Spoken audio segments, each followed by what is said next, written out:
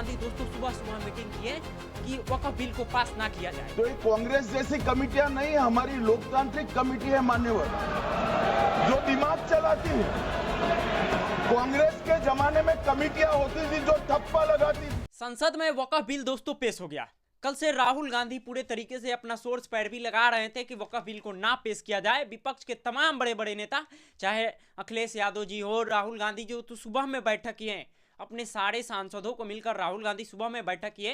ये जो आप तस्वीरें दिखाई दे रही है, राहुल गांधी ने सुबह बैठक किए, पूरा फैसला किया कि वक्फ बिल को पास नहीं होने देना है संसद में। लेकिन ऐसा नहीं हुआ दोस्तों। कल ये कयास लगाया जा रहा था कि नीतीश कुमार की पार्टी जेडीयू और आंध्र प्रदेश के जो ये है चंद्रबाबू नायडू टीडीपी, इनका भी समर्थन नहीं मिलेगा, चिराग पासवान का भी समर्थन नहीं मिलेगा। लेकिन ये सारे लोग आज संसद में अपना समर्थन दिए और पास हो गया। ये जो आपको दिखाई दे रहा है स्क्रीन पे, मैं आपको पढ़ के सुनाता हूं कि वक्फ का ट्रिब्यूनल फैसले के खिलाफ आप हाईकोर्ट में कर सकेंगे अपील। पहले ये था दोस्तों, अगर वक्फ कोई फैसला सुनाता है तो उसी की मानी जाएगी, आप हाईकोर्ट में अपील नहीं कर सकते हैं। लेकिन अब आप हाईकोर्ट में अपील कर सकते हैं। उसके बाद कलेक्टर स्तर के उच्च अधिकारी जांच करेंगे, यानी कलेक्टर से जो आईएएस अधिकारी से उच्च अधिकारी होते हैं वो जांच करेंगे। ऑनलाइन पोर्टल पर अपलोड करनी होगी वक्फ की संपत्ति की जानकारी, यानी ऑनलाइन पोर्टल पर आपको बतानी होगी कि कहां कहां वक्फ की संपत्ति है। और उसके बाद वक्फ बोर्ड 6 महीने के अंदर देनी होगी पूरी जानकारी। जांच के बाद ही कोई संपत्ति को माना जाएगा कि वो वक्फ बोर्ड की संपत्ति है। वरना अगर बोल दे वक्फ बोर्ड की ये संपत्ति मेरा है तो वक्फ बोर्ड का मान जाएगा, आप हाईकोर्ट में नहीं जा सकते हैं। लेकिन संशोधन किया गया और अमित शाह जी ने जोरदार तंज कसा कांग्रेस के ऊपर। मैं चाहूंगा कि आप सुनिए। माननीय गृह मंत्री जी बोलेंगे। मान्यवर, माननीय सदस्य ने जो पॉइंट ऑफ ऑर्डर उठाया है, मैं इसके हार्द को सदन के सामने रखना चाहता हूं।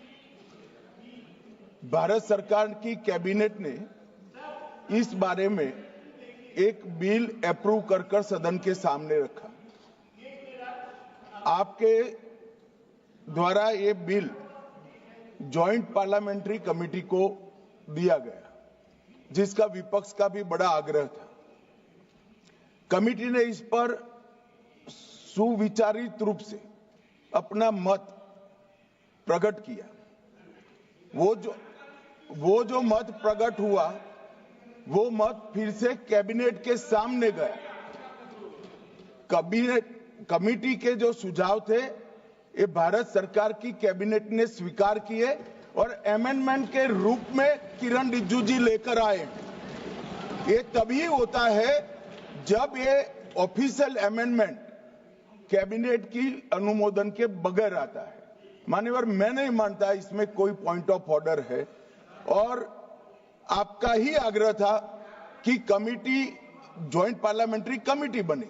अगर कमेटी ने कोई बदलाव ही नहीं करने हैं तो ये कांग्रेस जैसी कमेटियां नहीं, हमारी लोकतांत्रिक कमेटी है मान्यवर, जो दिमाग चलाती है।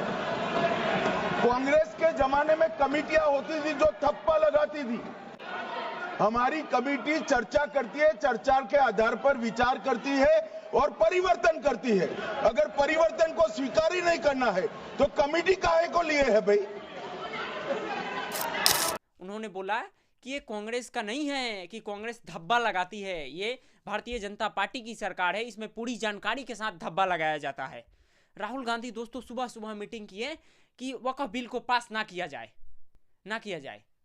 दोस्तों मैं कुछ आपको बताना चाहता हूं। इसमें मुद्दा यह है दोस्तों कि राहुल गांधी के शासनकाल में ही वक्फ की ये जो सारी शक्तियां बढ़ाई गई, यानी यूपीए की सरकार में, उन्हीं के शासनकाल में जितना भी वक्फ की संपत्ति ये जो बढ़ाई गई है, सब उन्हीं का देन है, राहुल गांधी जी की सरकार का।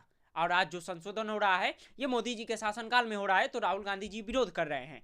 और देखिए राहुल गांधी जी कल से ये कयास लगा रहे थे कि सुबह हम मीटिंग करेंगे और वक्फ बिल को पास नहीं होने देंगे, लेकिन ऐसा नहीं हुआ। वक्फ बिल को पास कर दिया गया है। और बहुत खुशी की बात है दोस्तों कि मुस्लिम लोग भी आज मोदी जी को सपोर्ट किए। जगह जगह से तस्वीरें सामने आई कि मोदी जी को समर्थन मिला। ये जो आप तस्वीरें देख रहे हैं, महिलाएं मोदी जी की नारे लगा रही हैं कि मोदी जी ने बहुत अच्छा काम किया। लेकिन कुछ ऐसे लोग भी हैं जिनको ओवैसी जैसे लोग भड़का के रखे हैं, भ्रमित करके रखे हैं।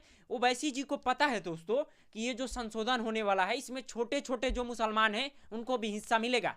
वरना वक्फ बोर्ड में बड़े बड़े जो मुसलमान हैं वो अपना पांव जमा कर बैठे थे और कहीं कहीं पर संपत्ति भी बेच दे रहे थे, लोगों को पता नहीं चल रहा था। लेकिन केंद्र सरकार को ध्यान आया तो संशोधन करने में लगी है। और ये आप देख रहे हैं जगह जगह पर मुस्लिम लोग सपोर्ट कर रहे हैं। मैं चाहूंगा कि आप सुनिए। संसद में अब से कुछ ही देर बाद वक्फ संशोधन बिल पेश किया जाएगा और ऐसे में तमाम विपक्षी दल जहां इसका बाइकआउट कर रहे हैं और इसका विरोध कर रहे हैं, तो वहीं पर महाराष्ट्र बीजेपी अल्पसंख्यक के प्रकोष्ठ वसीम खान इस वक्त हमारे साथ मौजूद है, जो इस बिल को जो है वो कह रहे हैं कि ये बिल बहुत अच्छा है, इसे भारत में लागू करना चाहिए। ये बताइए कि आपके ही समाज के एक तबका जो है वो इसका विरोध कर रहा है, आप समर्थन कर रहे हैं, कैसे कर रहे हैं, कि क्या कुछ देखते हैं इसमें, क्या संशोधन होना चाहिए, क्या कुछ बदलाव होना चाहिए? देखिए, जो हमारे समाज के लोग हैं वो विरोध करें, वो नहीं चाहते कि हम लोग विकास की मुख्य धारा से जुड़े। जो हमारे समाज के नहीं हैं वो हमारे बारे में अच्छा सोच रहे हैं, वो हमारे लिए अच्छा करने की कोशिश कर रहे हैं, इसलिए उनके पेट में दर्द हो रहा है। उनको वो हमारे समाज के हो ही नहीं सकते, वो खाली हमारे कंधे पर बंदूक रखकर, हमारे इमोशन से खेलकर, धर्म को, मजहब को सुरक्षा कवच बनाकर ये विरोध प्रदर्शन कर रहे हैं, क्योंकि उनकी ज़मीन खिसकती हुई नजर आ रही है। मुंबई का है दोस्तों, ये लोग सपोर्ट कर रहे हैं, ये लोग पढ़े लिखे हैं। जो लोग पढ़े लिखे हैं दोस्तों, मुसलमान में ज़्यादातर कुछ लोग पढ़े लिखे हैं, वो लोग सपोर्ट कर रहे हैं वक्फ बिल का। और जो लोग नहीं पढ़े हैं वो सरकार की आलोचना करेंगे, क्योंकि उनको पता है ही नहीं कि इसमें क्या बेनिफिट है, क्या लॉस है। वो सरकार की आलोचना करेंगे। बहरहाल बहुत खुशी की बात है कि वक्फ बिल में संपत्ति के बारे में सारा जानकारी अब ऑनलाइन बताया जाएगा कि कहाँ कहाँ पे वक्फ बोर्ड की संपत्ति है, कहाँ कहाँ पे नहीं है।